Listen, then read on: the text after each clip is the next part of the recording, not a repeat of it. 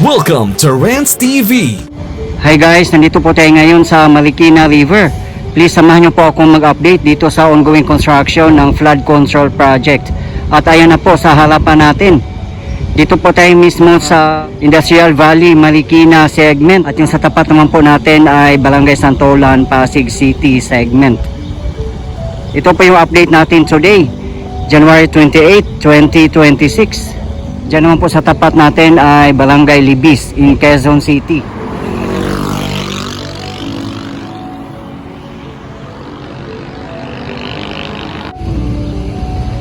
Nandito po tayo nag-update 2 months ago at ito na po ang pinaka-latest development.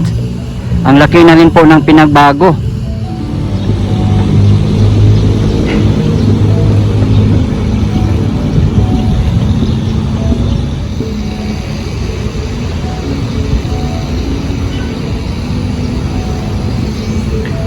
Ayan po ang gamit nila na mga pile sheets.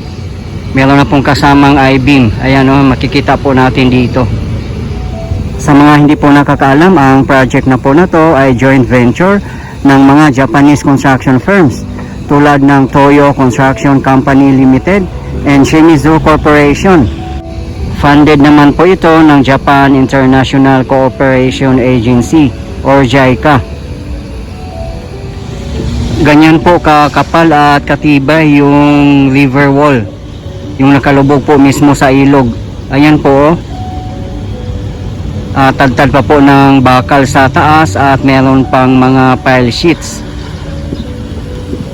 Sino pa naman pong magsasabi na hindi po ito matibay, di ba guys? Knowing naman po na Japanese construction firms ang gumagawa dito. Isa po ito sa kanilang mga expertise ang paggawa ng mga flood control. Napakaswerte nga po ang Marikina City, Pasig City, and Quezon City kasi hindi po basa-basa ang kanilang mga contractors. Ito po ay mga Japanese construction firms. Sabi nga po sa mga comments sa ating previous videos, di bali na lang daw po mahal, at least high quality naman po at international standard po ang kanilang mga gawa. Marami nga din pong nagko-comment na naawa din po sila sa mga local contractors natin dahil po nadadama yung ibang mga contractors na gumagawa po ng mabuti kasi na-generalize na po. Kung matatapos na po yung kabuuang project dito sa kahabaan ng Marikina River, napakaganda po. Hindi lang po ito pambaha, kundi pasyalan na rin po natin kasi magkakaroon po ito ng river walk, esplanade, river park at iba pa. Kaya perfect po dito mag-jogging, walking, or biking. Halimbawa, pupunta po kayo ng Marikina Bayan o papuntang San Mateo Rizal, dito na lang po kayo dumaan sa kahabaan ng Marikina River. Diba guys, aware naman po tayo sa massive corruption ng DPWH. Kaya mas prefer na po ng mga kababayan natin na foreign construction firms na lang po ang gagawa ng mga projects. Katulad ng flood control, mga tulay at iba pa. Di bali na lang daw po mahal, at least sigurado po tayo sa quality at wala pong corruption na magaganap. Government to government na po ang transaction. Kawawa din yung mga kababayan natin na biktima ang kanilang mga lugar sa mga ghost contractors at mga ghost projects. Kasi nasa peligro pa rin po ang kanilang mga buhay, lalo na kung may paparating na mga malalaking baha at malalakas na bagyo. Guys, please abangan nyo pa po ang iba ko pang mga updates dito sa flood control project sa kahabaan ng Marikina River. At sa mga gusto pong mapanood ang aking Ilocos Sur tour, na sa aking previous videos lang po. Okay guys, pupunta rin po tayo sa kabilang side, dyan sa may Pasig. Titingnan po natin doon ng malapitan kung ano po ang latest development po doon. Medyo matagal-tagal na rin po itong nasimulan yung project na to. Yung nga lang, hindi pa po natin alam kung kailan po ito matatapos ang kabuuang project. Pero antayin na lang po natin guys. Ang importante naman po, tuloy-tuloy pa rin po ang kanilang pagtatrabaho. Yun po ang importante. Despite po sa kinakaharap ng ating pamahalaan sa corruption. Ayan po sa tapat natin ang Industrial Valley. Mababa po talaga dito na area, kaya pag malakihang baha, umaapaw po talaga at malulubog sila. Mabuti na lang po, magkakaroon na rin po dito ng flood control. Yun nga lang, medyo matagal-tagal pa po ito matatapos. Kaya magtitiis na lang po muna ang ating mga kababayan at mag-ingat po lagi dito sa may riverside o dito sa malapit nakatira sa mga ilog po natin.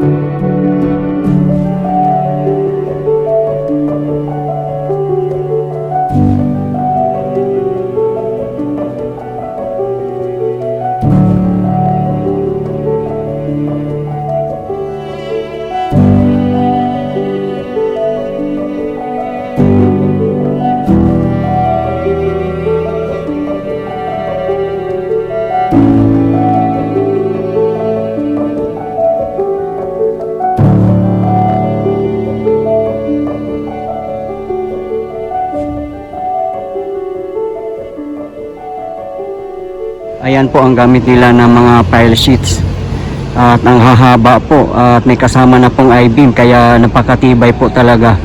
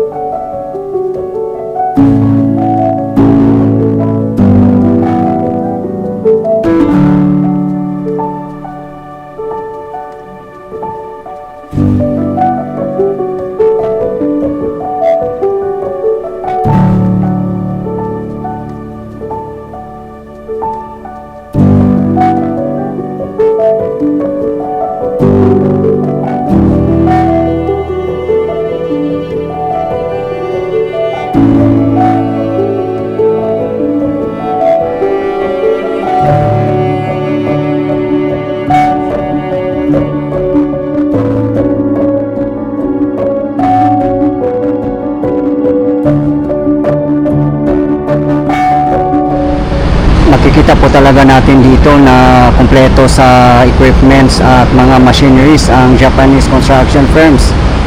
Kaya no doubt na international standard po ang kanilang mga projects.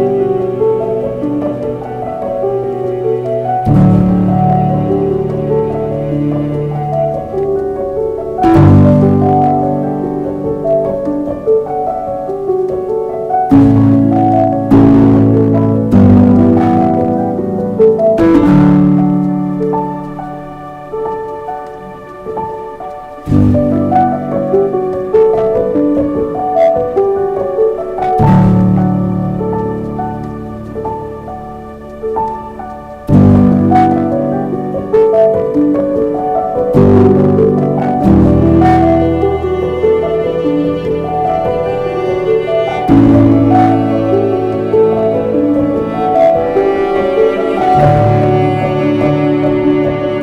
po sa tapat natin ang SM City Marikina. Yan po ay LRT2 bound for Masinag in Antipolo City, the last station. Dito lang po tayo sa kahabaan ng Marcos Highway. Yan lang po sa bandang unahan natin ang Santolan Station ng LRT2. Dito po tayo dadaan sa Marcos Highway papuntang Riverside ng Santolan, Pasig City para ma-update din po natin ang flood control project.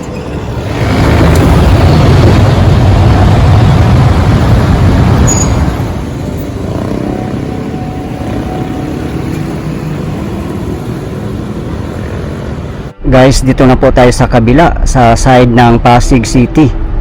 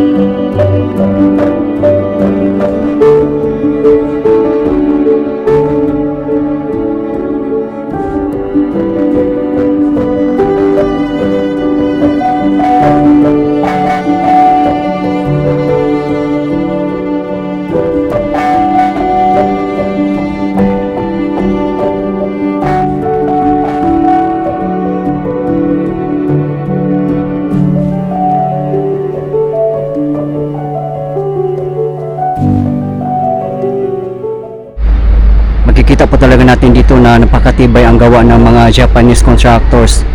Tad-tad po ng bakal. At ito naman sa likod ng pader, ayan o, may mga lupa na dito na nakatambak at naka-flat na siya. Ang susunod po nila gawin dyan ay bubuhusan po para magiging concrete na po siya. Abangan na po natin, guys.